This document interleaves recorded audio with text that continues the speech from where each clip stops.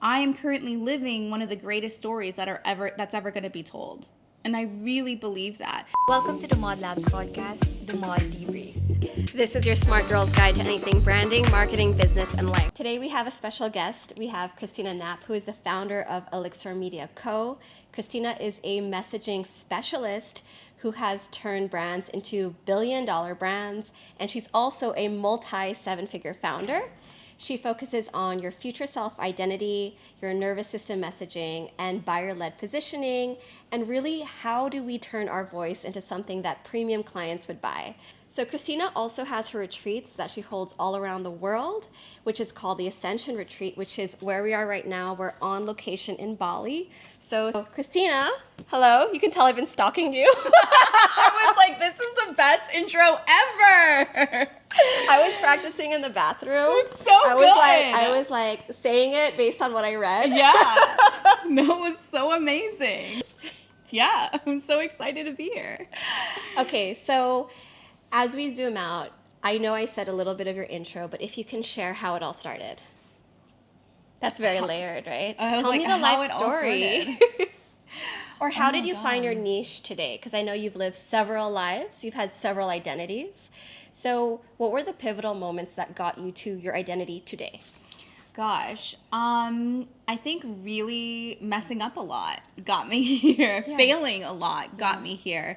I've had so many iterations of what I do and who I am and evolutions of my business. And, you know, every single one got me closer and closer and closer to where I am now, with really specializing in messaging and audacity and identity shifting and quantum leaping. And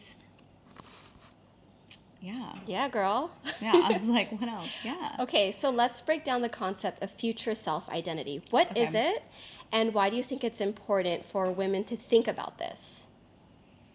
Why? I'm so sorry. It's okay. This is going to be in my blooper. This is so official.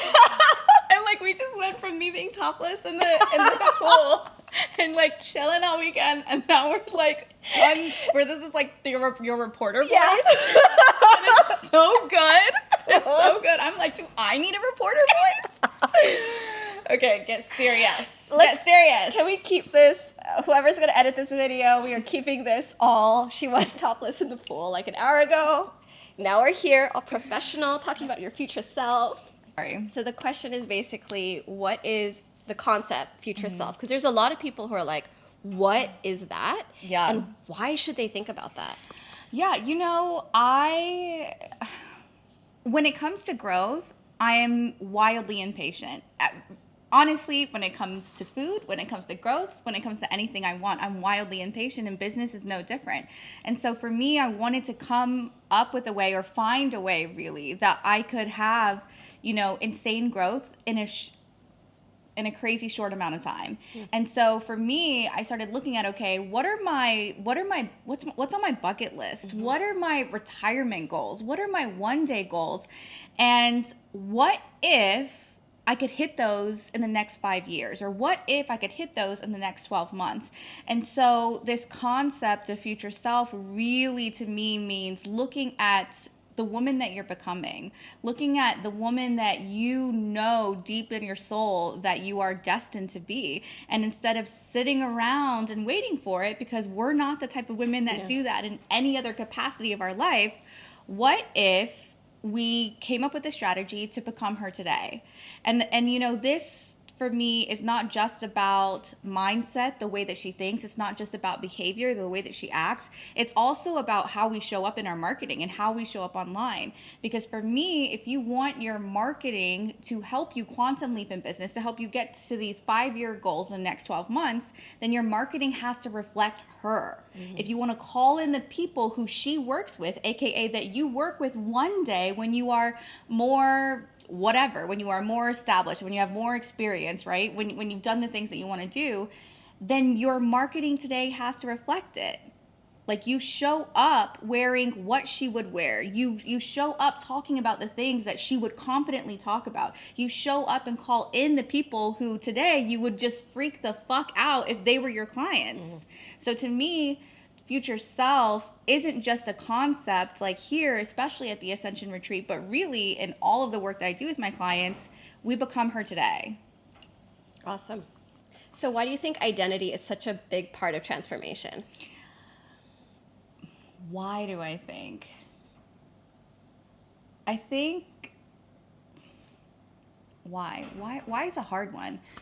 I don't know. I just think that it's everything. I think it's the shortcut. You know, you can either sit here and gather all of the things that you tell yourself. It's so interesting when I talk to my clients and they first come to me and they're like, you know, I want to do this big thing. I want to hit this goal. I want to work with these type of people, but you know, I need all of these secret pieces first, this puzzle, right? They need whatever certifications, and they need to have, you know, created a certain program, and they need to do this and do that like it's a checklist.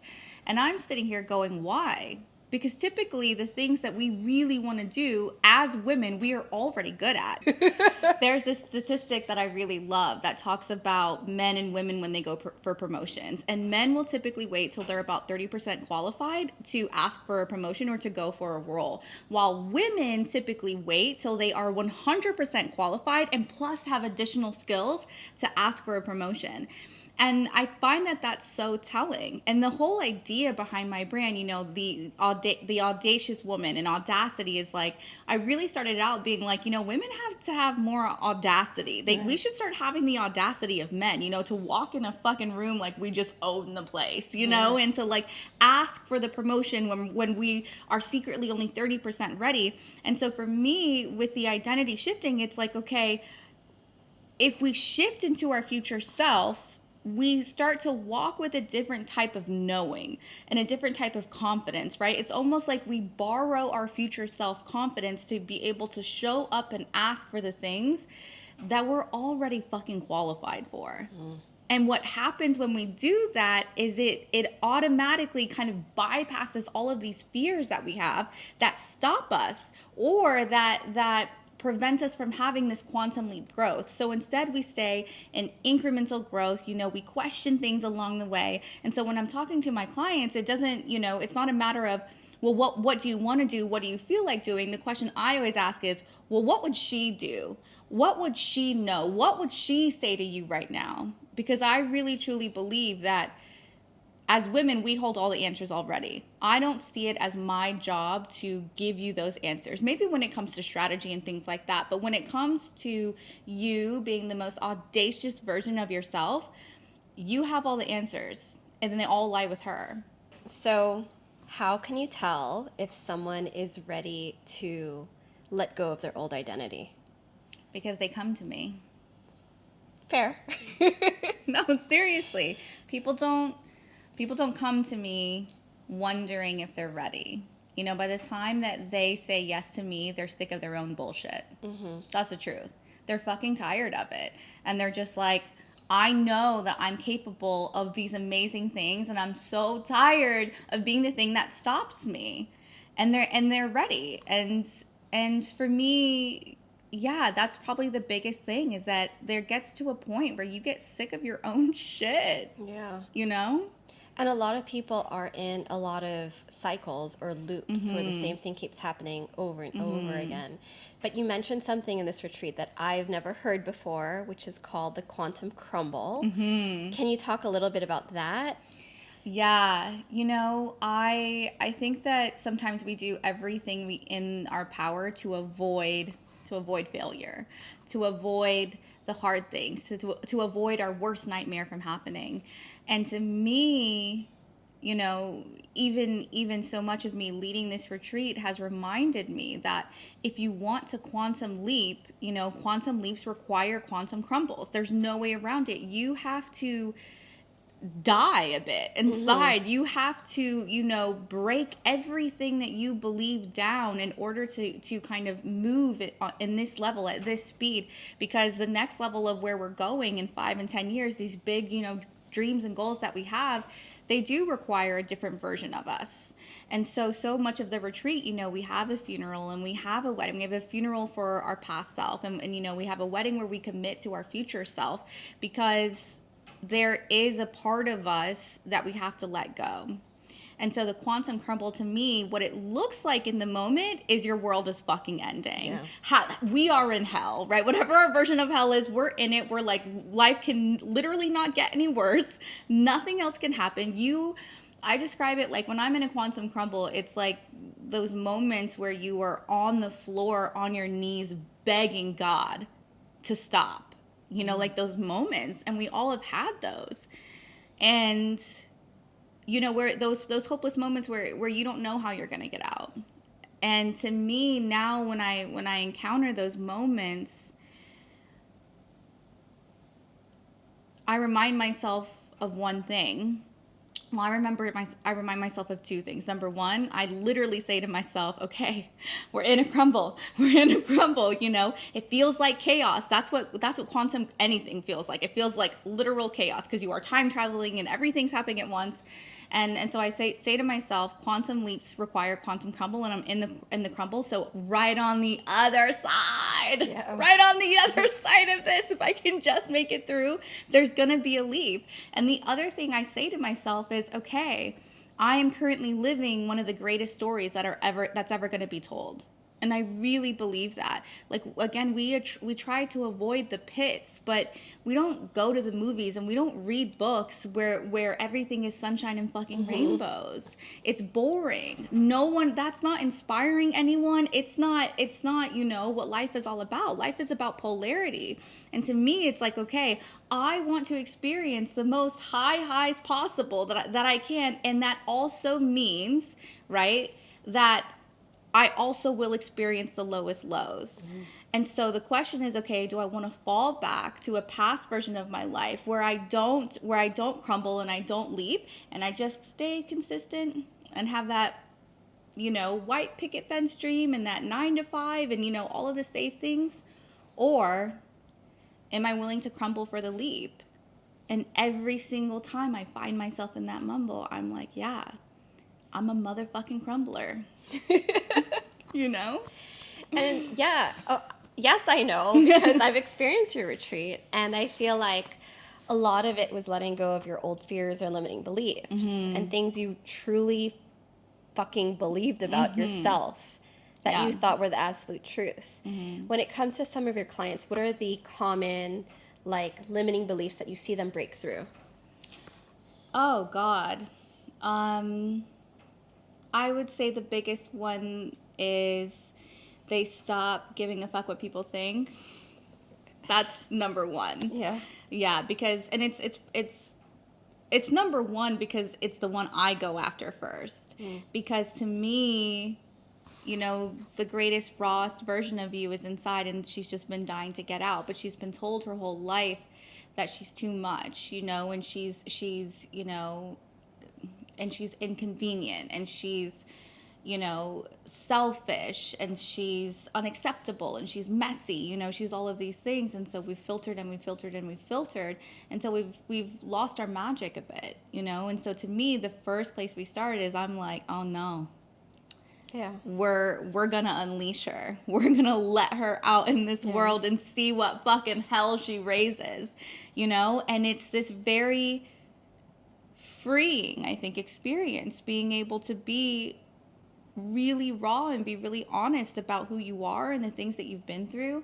And every single time with my clients, when they start to share that type of messaging and that type of marketing and then tie it into, what they do, which is like their sole purpose on this earth, their entire life changes, their entire life, not just their business. Yes, I know. I'm here. She's talking about me. Let's bring that thought to business, right? Because we had our one-on-one, we went through messaging, and I like how you approach messaging as you're not trying to talk to everyone, which I feel like a lot of our clients also, sometimes even ourselves, we can get lost in the sauce of who are we talking to? So how do you help clients identify who they're talking to? So I usually ask my clients, who is the one client that they're working with that if they had 10 more of them, they would just go fucking bananas. They'd be like, if 10 more of them dropped into your lap today, you would be like, I'm set. I don't need to do anything else, I'm good. And so honing in on that one client really is an eye-opener. So usually when they start telling me about that one client, I start listening for things that I call like identifiers. So I'm listening for things that I'm like, okay, we can turn this person into a profile, into a model that then we put out in our messaging, and it allows us to be precise as hell, right? So wildly specific, to the point of like, I want to know their inner world thoughts. I want to know what their limiting beliefs are. I want to know what are the things that they secretly want that they haven't told anybody. Because for me, I write messaging that speaks to the nervous system, right? Because if you speak, a lot of times in our messaging, we're speaking to people's logical brain. Mm-hmm. Here's the problem with that. Our logical brain, our conscious brain, one, only makes 10% of our decisions. 10%, that's it. Mm-hmm. We like to give her so much credit. We think we're so in control, and we're like, yes, I make these choices and this is why, right? But in reality, our subconscious brain makes 90% of the decisions in our life. That's insane. 90%. So why are we writing messaging that's talking to the 10% when we could be talking to the 90, right? Facts, right? Yeah. And the subconscious brain speaks a very specific language, right? It's in the secret desires, it's in the limiting beliefs, it's in the, the subconscious patterns.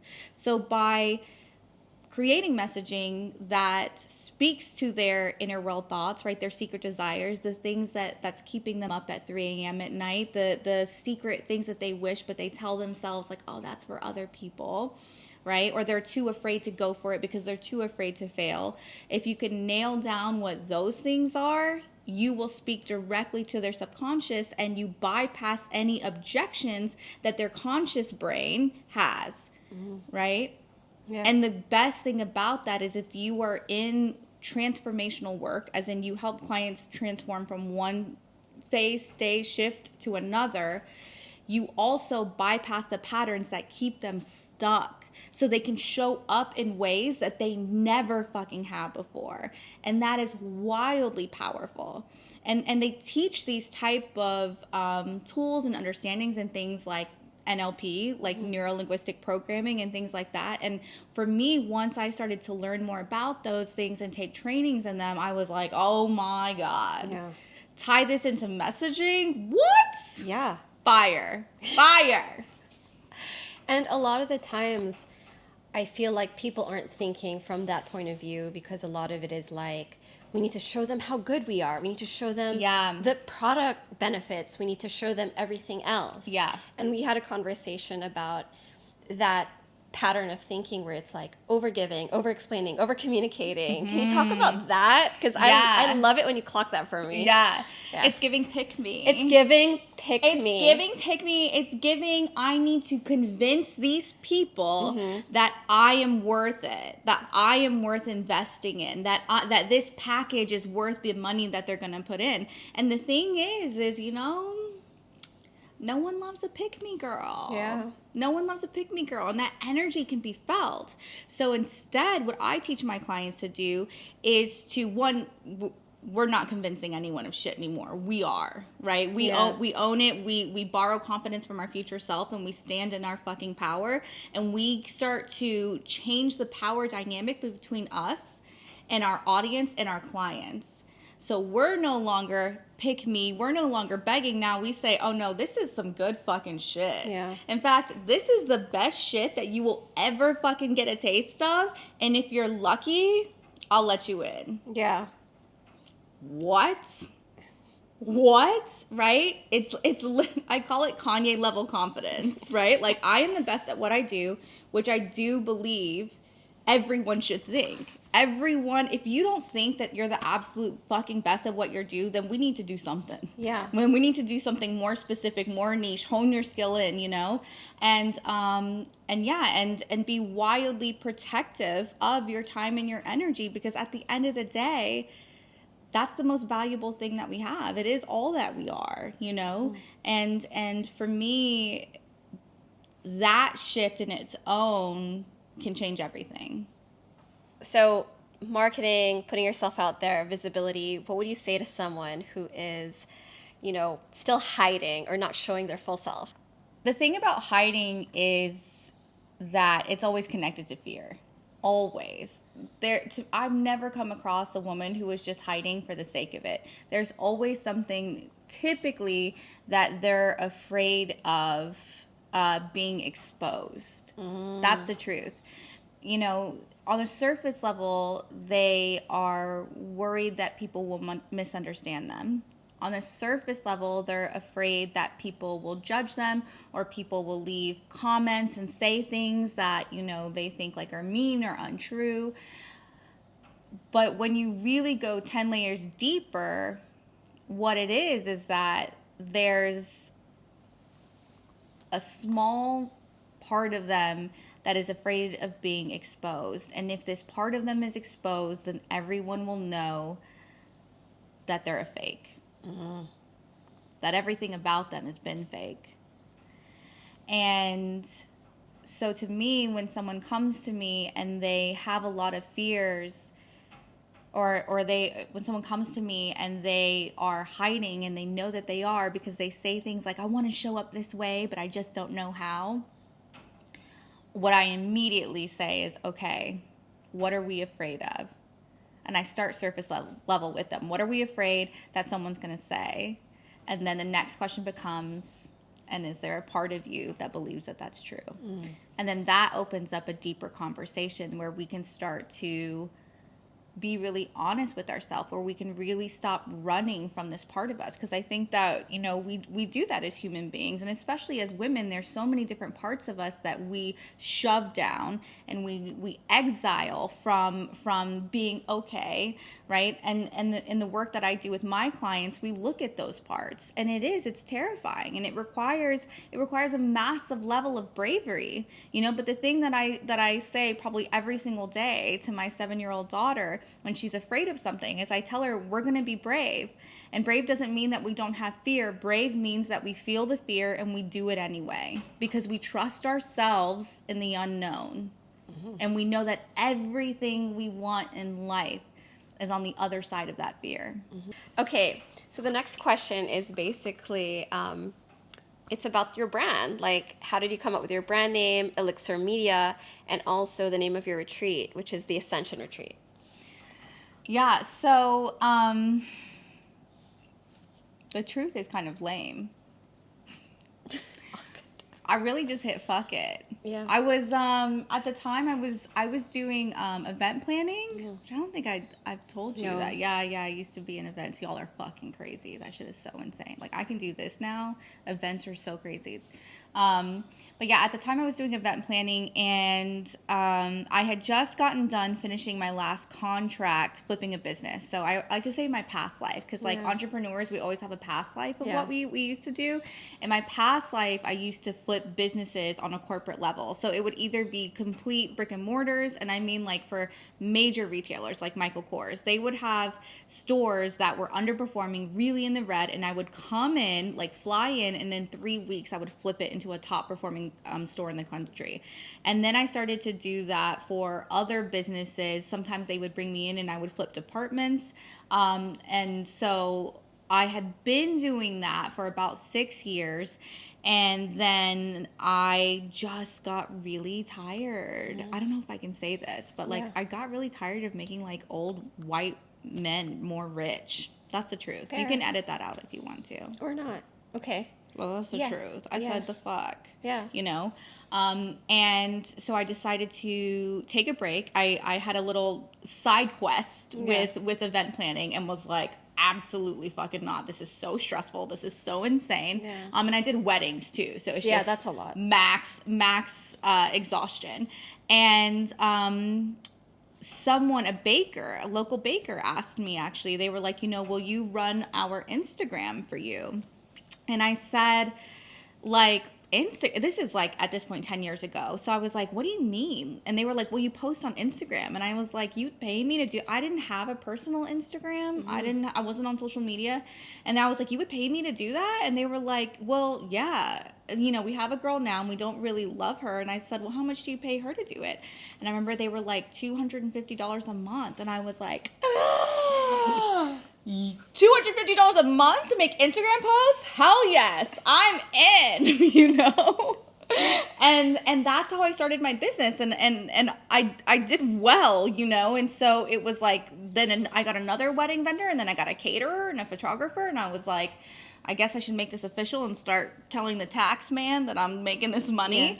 And I just needed a name, and I saw this sign that said Elixir, and I was like, oh, that's such a cool word. And I was like, oh, it's you know, a potion. I love magic, so I'm like, oh, it's a potion. That's something that you take, you know, for a problem that you have. It's perfect. And I literally just was like, oh, fuck it, I'll change it later. I'll just put this on the form to file a business now, and I'll change it later. And here we are, a decade later, and it's, I feel like the closer I get to being, and the more aligned I get, the more meaningful it is. And it was such a divine timing moment. And the opposite is true of the Ascension Retreat. I really took my time in naming it. You know, I wanted it to be something that really represented what the work that we do here. And I toyed around with calling it, you know, something like a marketing retreat or a messaging retreat. And it just felt like that was just doing the retreat such a level of disservice, because that is such a small part of what happens here. You know, what happens is, you know, my women come in and they ascend into their highest self, and they create businesses that reflect their highest self and their soul purpose, and they move differently, and they dress differently, and they walk through this world differently. And so to me, that's what this retreat is all about. It's about the ascension into the most purest, rawest, audacious form of you. That's beautiful. All right. So I told you this already. I love how you look at life and how you approach life, and the amount of self-love you have. You're like bursting, like to the point I didn't know this existed. Like there's levels to this, right? And you're just like, oh, I thought I kind of got it. And then it's like, no, there's more. And how you got here, I know there's a journey. Was there ever a time in your life that you can share that you hit a point and you were like, fuck it, this is not how I want to live? Yeah, all the time. Yeah, all the time no, before. honestly, yeah. Yeah, I mean, I hit that point for sure when, you know, in my past life flipping businesses, where I just was like, I am running myself into the ground, making everyone else all this money, and my quality of life, my happiness is so fucking low, you know, and what are they doing? Benefiting. Yeah, benefiting. Yeah. And I felt that way in corporate very much. There was this moment when I was in Atlanta, and I had just got done flipping a store, and I remember I was taking a shower, and I had walked out into my hotel room, and there were all of these, you know, designer bags around me, because of course I went shopping, because I'm like 21, don't know what else to do with my money but buy handbags. And I sat in the middle of the bed, and I just burst into tears, because I realized that I had become someone that I wasn't proud of. I remember in this moment, like I had become such a shark. I let them turn me into a shark for them, you know, and I was so cutthroat, and I didn't give a, I was mean, you know, I was mean to other women, and I was good at what I did, but I had become somebody who I didn't want to be. And I tried, and I got this. I remember sitting there, and I burst into tears because I thought of all the children in the Philippines. Yeah. And I was like, how could I have grown up seeing these kids? And I was on track, you know, before with helping raise this world up, and now I'm in this hotel fucking suite surrounded by handbags. Yeah. Making rich old men more money. Yeah. And I called up my boss, and I was like, I quit. And she was furious. She was like, what the fuck, Kristina? You are 21 years old. You are, you know, climbing the corporate ladder so fast. You have so much ahead of you. You are making the biggest mistake of your life. And I told her on the phone, and she was like, is there anything I can do to change your mind? And I remember being so scared, and I was shaking. And I told her, I was like, no. And I remember like barely getting out the no, because I was like, say anything and I'll stay, you know? And I was like, no. And And 2 weeks later, I was done, and I went back to school for economics, and I finished my degree, and I had this plan to save the world, Yeah. you know? And then, and then I got another contract. And I said yes, because growth is not linear. Yeah. And sometimes we take 10 steps back to move 20 steps forward. And that's very much what happened with my journey. And so I ended up building the business. You know, I started out making $250 a month, creating content, showing up for lives, taking the photos, all of the things. And in 5 years, built it to, a 22-person team, floor to ceiling glass windows, oceanfront office, you know, multi-billion-dollar clients. And I one morning went to my favorite coffee spot, and I grabbed my coffee, and it was across the street from my office. And I literally got into my car, and I burst into tears again. And I had this feeling, you know, I saw this message from one of my clients, and he just was such a fucking asshole, okay? Yep. Fucking asshole. They exist. Yeah, you know, he was the CMO for a multi-billion-dollar organization. And I just burst into tears, because I had this moment where I realized that I was feeling the exact same thing I was on that hotel bed when I was flipping businesses as I was now, except there was no corporate to blame for who I'd become and what my life looked like. And I was like, how the fuck did I end up here 10 years later feeling the exact same thing, except I built this business. I made every choice. And it was this very sobering moment. And so I took 10 minutes, and I said, fuck it. Yeah. Fuck it. Walked into my office and closed down every single contract that I had. Every single contract. And looked at my team, because at that point I was just a people manager. I wasn't doing any of the things I loved. I was just managing people, which I fucking hate.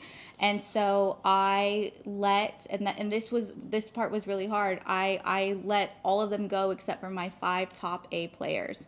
I kept them with me full time, and I said, look, I don't blame you if you don't come with me, but I can't do this anymore. I can't work with these type of people that make me prove my fucking worth every quarter. I can't put out this type of content and you know, that I'm not proud of and I'm not excited of, and that people have, you know, by the time it makes it through all their red tape, it sucked the soul out of it. And I said, I want to make reels and TikToks. That's what I want to do. That's what I have fun doing. And that's what I want to do. And I said, and if you want to come with me, cool. And if you don't want to go down with this sinking ship, no hard feelings. And every single one of them looked at me and they said, we're here because of you. Of course we're in. And I told them, I said, I might not be able to pay you. I took us down to 0K months, 0 fucking K. And they were like, you got it. Yeah. I said, okay. Yeah. And that year, we tripled our highest year in revenue to date. Wow. With a 5-person team instead of 22. Mm-hmm. And it goes against a lot of logic where people think... Every logical choice. Right? A lot of people think to grow into the 7 figures, I need a bigger team. I need this, I need this, I need this. More. And my thing is refine. Do the things that actually light you up. Because if you focus on those things, you will get energy poured into you instead of constantly giving it out, right? Like in our one-on-ones. And you were like, how did you just do 3 one-on-ones? I said, I can go 8 one-on-ones back to back and go fucking skydiving. Yeah. I love this work. You know, I really am. And if we're going to be thinking about work while we're taking a fucking shower, we might as well have it be something we really fucking love with people that we would kill just to be in the same room with. That we want to hang with. Exactly. Because this is your life at the end of the day. It's my life, and I'm only available for soulmates. That's in love, that's in friendship, that's in clients. If it doesn't feel like everything in both of our lives happened so that we could be sitting here today, I don't fucking want it. I don't. Because I've been there and I've worked with assholes, you know, and it's so ghetto.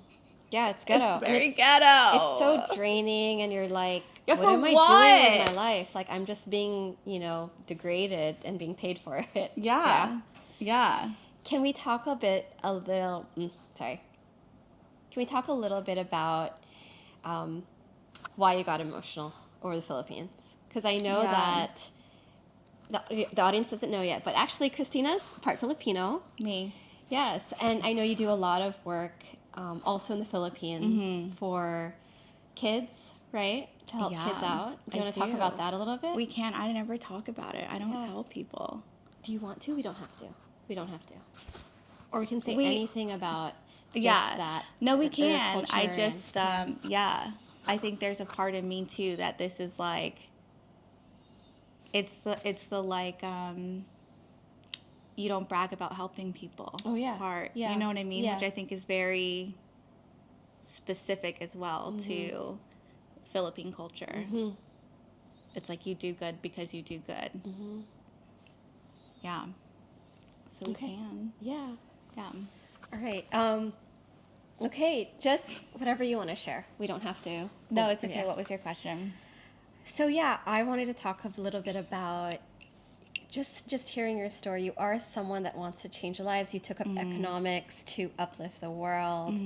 And probably the audience doesn't know, but you are also part Filipino.